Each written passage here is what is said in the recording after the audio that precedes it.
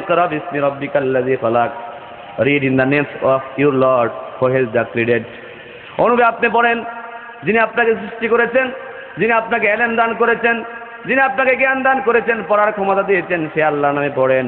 আল্লাহ নবীর সঙ্গে সঙ্গে কোরআনে কারিমের সূরা আলাকের 5টি আয়াত পড়তে লাগলেন। কোন সুবহানাল্লাহ। নবীজি কোরআন পড়তেছেন, ওই সময় লেখার তেমন যন্ত্রপাতি ছিল না, কাগজ কলম ছিল না। কয়েকজন সাহাবায়ে কেরাম খেজুরের ডালের মধ্যে অথবা পাথরখণ্ডের মধ্যে অথবা কেউ চামড়ার মধ্যে লিখে রাখতেন। আল্লাহ নবী কোরআন নাজিল হওয়ার সঙ্গে সঙ্গে তাড়াহুড়া করে কোরআন শরীফ মুখস্থ করতে লাগলেন, জিহ্বাকে নাড়াচাড়া করতে লাগলেন। তার মনে ধারণা ছিল আল্লাহর কোরআনে কারিমের আয়াত আমার কাছ থেকে যদি ছুটে যায় তো আমি আর পাবো না। এই জন্য নবীজি তাড়াহুড়া করতে লাগলেন।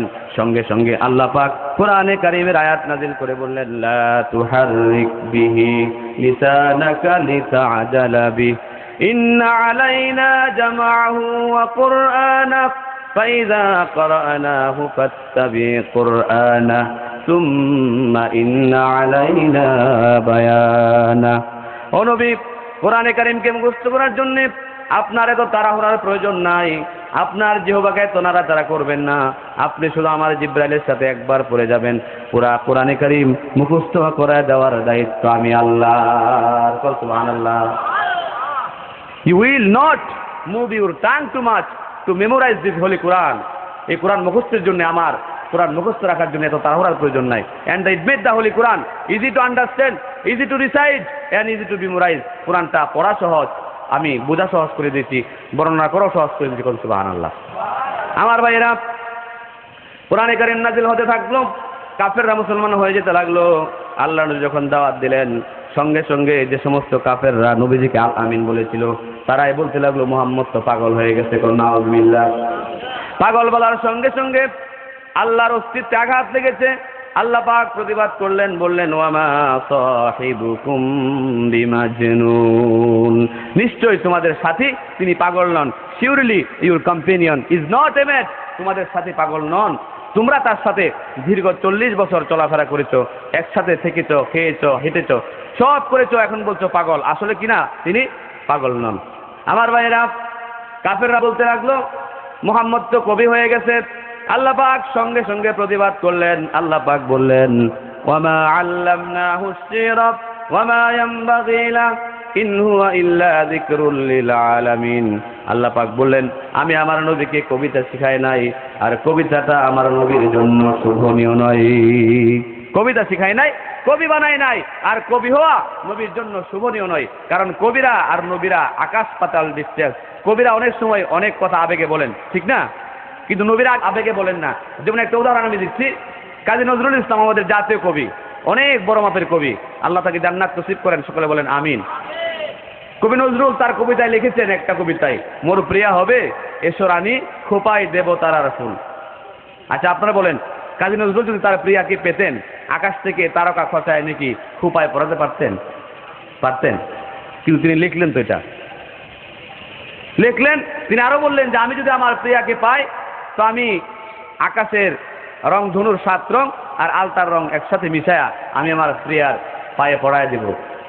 তিনি যদি তার প্রিয়াকে পেতেন, তিনি কি সেই আকাশের 7 রং ধনুর 7 রং এনে পড়াতে পারতেন? বলেন।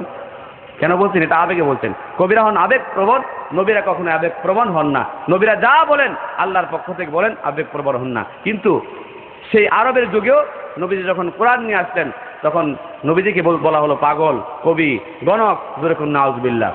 ঠিক সেই ধারাবাহিকতায় আমাদের সমাজেও এখন আমরা যারা কোরআনের পক্ষে কথা বলি, যারা কোরআনের পক্ষে স্লোগান দেই, যারা আল্লাহর পক্ষে কথা বলি, যারা আল্লাহর রাসূলের পক্ষে কথা বলি, যারা হক্কানি উলামায়ে কেরামের পক্ষে কথা বলি, তখন আমাদেরকে বলা হয় মৌলবাদী, জঙ্গিবাদী। জোরে কোন ঠিক কিনা?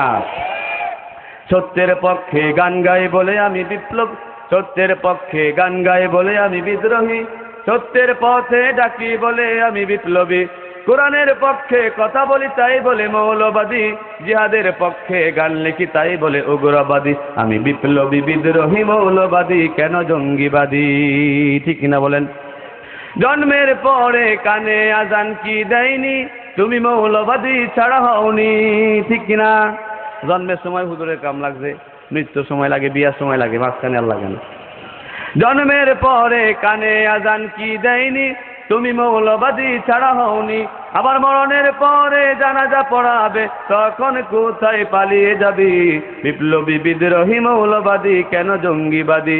সত্যের পক্ষে গান গাই বলে আমি বিদ্রোহী, সত্যের পথে ডাকি বলে আমি বিপ্লবী, কোরআনের পক্ষে কথা বলি তাই বলে মৌলবাদী, জিহাদের পক্ষে গান লিখি তাই বলে উগ্রবাদী, আমি বিপ্লবী বিদ্রোহী মৌলবাদী কেন জঙ্গিবাদী? এজন্যে আমাদেরকে কোরআনের পক্ষে কথা বললে মৌলবাদী বলা হয়। আমরা মৌলবাদী বললে নারাজ না, আমরা অসন্তুষ্ট না, কারণ মৌলবাদী হচ্ছে মূল থেকে মৌলবাদী, যারা মূলে আছেন। মূলে মানে কি? মূল হচ্ছে কোরআন, মূল হচ্ছে হাদিস, মূল হচ্ছে আল্লাহ, মূল হচ্ছেন রাসূল। সুতরাং আমরা কোরআন আর হাদিস, আল্লাহ রাসূলকে নিয়ে আসি। যারা আমাদেরকে মৌলবাদী বলে তারা হচ্ছে আগাবাদী। আমরা মূলে থেকে ধাক্কা দিব, তোমরা দাদাবাড়ি দিল্লি গিয়ে পড়বা, ঠিক কিনা বলেন?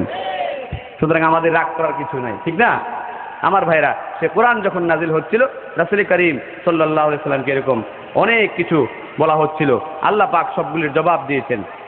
তো আমার মূল আলোচনা যেটা, সেটা হচ্ছে কোরআনে কারীম কেমন শাশ্বত বিধান। দেখেন, আল্লাহ পাক কোরআনে কারীম নাজিল করার সঙ্গে সঙ্গে কাফেরা বলতে লাগলো এটা মুহাম্মদের বানানোর কথা, এটা কবিতা। আল্লাহ পাক কোরআনে কারীমের মধ্যে 4টা চ্যালেঞ্জ করলেন। কয়টা চ্যালেঞ্জ? 4টি চ্যালেঞ্জ করলেন। আল্লাহ পাক বললেন সূরা তুরের 32 এবং 33 নম্বর আয়াতে আল্লাহ পাক বললেন, আম ইয়াকুলুনা তাকাওয়ালাহু বাল লা ইউমিনুন ফালইয়াতু বিহাদিসিম মিসলিহি ইন কানু সাদিকিন। আল্লাহ বলছেন, তারা বলতেছে কোরআনটা মুহাম্মদের বানানো, আসল কথা হচ্ছে তারা ঈমান আনবে না, এটাই আসল বিষয়। আসল বিষয় হচ্ছে তারা ঈমান গ্রহণ করবে না। আল্লাহ বলেন, যদি মুহাম্মদের বানানো হয়ে থাকে কোরআন তোমাদের দাবি অনুযায়ী, তাহলে তোমরা এই কোরআনের মতো আরেকটি অনুরূপ কোরআন বানিয়ে নিয়ে আসো। কাফেররা চেষ্টা করেও ব্যর্থ হয়ে গেল। ভাইরা আমার, আল্লাহ পাক 2 নম্বর চ্যালেঞ্জ করলেন। আল্লাহ পাক বলছেন, আম ইয়াকুলুনা ইফতারা কুল ফাতু বিআশারি সুওয়ারিন মিসলিহি মুফতারায়াত ওয়াদউ মান ইসতাতাতুম মিন দুনিল্লাহি ইন কুনতুম সাদিকিন। আল্লাহ বলছেন, তোমরা বলছো মুহাম্মদের বানানো কোরআন, সুতরাং যদি বানানো হয়ে থাকে তোমরা তোমাদের দাবির উপর অটল থাকো, তো পুরা কোরআন শরীফ বানানোর প্রয়োজন নাই। এই কোরআনের মধ্য থেকে 10টি সূরা বানায় নিয়ে আসো, সকলে মিলে কোন সুবহানাল্লাহ। কাফেররা পারে নাই। 3 নম্বরে আল্লাহ পাক চ্যালেঞ্জ করলেন, ও কাফেররা, ওয়া ইন কুনতুম ফি রাইবিম মিম্মা নাযালনা আলা আবদিনা ফাতু বিসূরাতিম মিন মিসলি। পুরা কোরআন বানায় আনার দরকার নাই, 10টা সূরার প্রয়োজন নাই। যদি কোরআন সম্পর্কে তোমাদের ধারণা হয় মুহাম্মদের বানানো কিতাব আল্লাহর কিতাব না, তাহলে তোমরা এই সূরার এই কোরআন শরীফের সূরা থেকে ছোট্ট একটা সূরা বানায় নিয়ে আসো, ছোট্ট একটা সূরা বানায় নিয়ে আসো।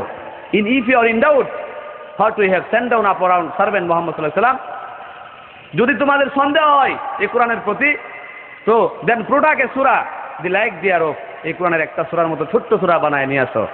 and call upon our servant other than Allah, আল্লাহ ছাড়া যাদেরকে তোমরা সাক্ষী মনে করো, সকলকে ডেকে নিয়ে সবাই মিলে মিশে একটা কোরআনের মতো ছোট্ট সূরা বানায় নিয়ে আসো। আমার ভাইয়েরা, এই আয়াত নাযিল হওয়ার পরে আল্লাহ নবী কোরআনে কারীমের মধ্যে সবচেয়ে ছোট সূরার নাম কি বলেন তো? সূরাতুল কাউসার। কাউসার এই সূরার 2টা আয়াত লিখলেন, লেখার পরে কাবা শরীফের দরজার মধ্যে টাঙ্গায়া দিলেন, আর বললেন, যদি তোমাদের দাবির উপর তোমরা সঠিক থাকো, অটল থাকো, তাহলে 3 নম্বর আয়াতটা কি হবে তোমরা বানায় নিয়ে আসো। বন্ধুরা আমার, কাফেররা ঘন্টার পর ঘন্টা, কাফেরদের সর্বশ্রেষ্ঠ কবি লবিদ শায়ের কয়েক ঘন্টা দাঁড়ায় দাঁড়ায় চিন্তা করলো। চিন্তা করার পরে সর্বশেষে লিখলো, লাইসা হাযা মিন কালামিল বাশার, এটা কখনোই মানুষের কথা হতে পারে না। সবচেয়ে বড় কবি সে দাঁড়ায় বললো যে না, এটা কখনো মানুষের বানানো কথা হতে পারে না। তারা পারলো না। না পারার পরে আল্লাহ সুবহানাহু ওয়া তাআলা 4 নম্বরে সূরা বনী ইসরাঈলের 88 নম্বর আয়াতে সমগ্র বিশ্ববাসীকে চ্যালেঞ্জ করে বললেন, আল্লাহ পাক বললেন, লাইন জিতামাতিল ইনসু ওয়াল জিন্নু আলা আইয়াতু বিমিসলি হাযাল কুরআন লা ইয়াতুনা বিমিসলিহি ওয়ালাউ কানা বা'দুহুম লিবা'দিন যাহিরা। ও দুনিয়ার সমস্ত জিন আর মানুষেরা শুনে রাখো, যদি তোমরা সকলে মিলে এই কোরআনের মতো একটা কোরআন বানায় আনতে চাও, সবাই মিলে দুনিয়ার সৃষ্টির পর থেকে কিয়ামত পর্যন্ত চেষ্টা করতে পারবে, এই কোরআনের মতো কোরআন বানানো সম্ভব হবে না। আল্লাহ পাক সকলকে উদ্দেশ্য করে চ্যালেঞ্জ করে দিলেন। 1400 বছর পার হয়ে গেছে, 14,000 কোটি বছর পার হবে, কোরআনের মধ্যে কোনো ভুল ত্রুটি পাওয়া যাবে না। যাবে? আমার ভাইরা, কোরআন কবিতা সাহিত্যিকের যুগেও জয়লাভ করেছে, তারপরে আসলো বিজ্ঞানের যুগ। বিজ্ঞানীরা বলল, একবার বলল পৃথিবী ঘোরে, আবার বলল না পৃথিবী ঘোরে না, আকাশ ঘোরে, সূর্য ঘোরে। আবার কিছুদিন পরে বলল না সবাই ঘুরে, আমরাও ঘুরি, সূর্য ঘুরে, পৃথিবীও ঘুরে। এই প্রশ্নের জবাবটা আমার আল্লাহ পাক কোরআনে কারিমে ১৫০০ বছর আগে আল্লাহর নবী মুহাম্মদ সাল্লাল্লাহু আলাইহি ওয়াসাল্লামের জবান দিয়ে শোনায় দিয়েছেন। আল্লাহ পাক বলছেন, লাশ-শামসু ইয়ামবাগি লাহা আন তুদরিকাল কামারা ওয়ালাল লাইলু সাবিকুন নাহার ওয়া কুল্লুন ফি ফালাকিন ইয়াসবাহুন। প্রবল জ্ঞানী হইবে যারা, আপন মনেতে বুঝিবে তাহারা, রাত্রি পারে না আগে যাইবার, দিনের স্থান করে অধিকার। চন্দ্র পারে না সূর্যকে ধরিতে, সূর্য পারে না চন্দ্রকে ধরিতে, যাহার যে স্থান বহাল রাখিয়া ভ্রমণ করিতে খোদাকে ডরিয়া। সুবহানাল্লাহ বলেন। কাজী নজরুল এটা কাব্য অনুবাদ করেছেন। আমার ভাইয়েরা, আল্লাহ পাক ১৫০০ বছর আগে বলেছেন পৃথিবীর সব কিছু ঘুরে, তবে বড় বড় জিনিসগুলোকে লক্ষ্য করে ছোটরা ঘুরে। যেমন পৃথিবী হচ্ছে ছোট, পৃথিবীর চাইতে সূর্য হচ্ছে ১৩ লক্ষ গুণ বড়। ১৩ লক্ষ গুণ বড় হচ্ছে সূর্য। এই সূর্যকে লক্ষ্য করে পৃথিবী ঘুরে। আবার সূর্যের উপরে আছে তারকা। বিজ্ঞানীরা অতি অনুবীক্ষণ যন্ত্র টেলিস্কোপের মাধ্যমে দেখেছেন প্রথম আকাশে, এই দুনিয়ার প্রথম আকাশে ১৫,০০০ কোটি গ্যালাক্সি আছে, তারকা চলার পথ আছে, যে গ্যালাক্সি দিয়া প্রতিনিয়ত ১০ থেকে ১৫,০০০ কোটি তারকা একসাথে চলাফেরা করতেছে। কোন সুবহানাল্লাহ। বিজ্ঞানীরা বলেছেন পৃথিবীর চাইতে সূর্য ১৩ লক্ষ গুণ বড়। এমন ১৩ লক্ষ গুণ বড় সূর্যকে, কোটি কোটি সূর্যকে হজম করতে পারে এমন তারকা আল্লাহ পাক আকাশে তৈরি করে রেখেছেন। একটা দুইটা নয়, হাজার হাজার লক্ষ লক্ষ। সুতরাং সূর্যটা ঘুরে সেই তারকাকে লক্ষ্য করে, তারকাকে খেয়ে হজম করতে পারে এমন জন্তু আল্লাহ পাক তৈরি করে রেখেছেন, তার নাম হচ্ছে ব্ল্যাক হোল। সুতরাং তারকাগুলো ঘুরে ব্ল্যাক হোলকে লক্ষ্য করে। আর ব্ল্যাক হোলের চাইতে সবচাইতে বড় হচ্ছে সিদরাতুল মুনতাহা। সুতরাং পৃথিবী, সূর্য, তারকা, ব্ল্যাক হোল সবাই ঘুরে সিদরাতুল মুনতাহাকে লক্ষ্য করে। সিদরাতুল মুনতাহার চাইতে বড় হচ্ছে আল্লাহর আরশে আজিম। সবাই আল্লাহর আরশে আজিমকে লক্ষ্য করে ঘুরে। আল্লাহর আরশে আজিমের চাইতে বড় হচ্ছে আল্লাহর কুরসি। সবাই আল্লাহর কুরসিকে লক্ষ্য করে ঘুরে। আল্লাহর কুরসির চাইতে সব চাইতে বড় হচ্ছেন আল্লাহ। সুতরাং পৃথিবীর সব কিছু আল্লাহকে লক্ষ্য করে ঘুরে। সবাই আল্লাহকে লক্ষ্য করে ঘুরতেছে আর ঘুরতেছে। যখন ঘোরাটা বন্ধ হয়ে যাবে, সন্তরণশীলতা বন্ধ হয়ে যাবে, তখন পৃথিবী কিয়ামত হয়ে যাবে। অ্যাক্টিভিটিস লাইফ, ইনঅ্যাক্টিভিটিস ডেথ যখন বন্ধ হবে, তখন কিয়ামত হয়ে যাবে। আমার ভাইরা, সেই বিজ্ঞানের যুগেও কোরআনটা জয়লাভ করেছে, ঠিক কিনা বলেন? সবগুলো আমি বলতে পারবো না, কারণ অনেক সময় কম। আমার ভাইরা, তারপরে এলো কম্পিউটারের যুগ। কোন যুগ এলো? কম্পিউটারের যুগ। কম্পিউটারের যুগ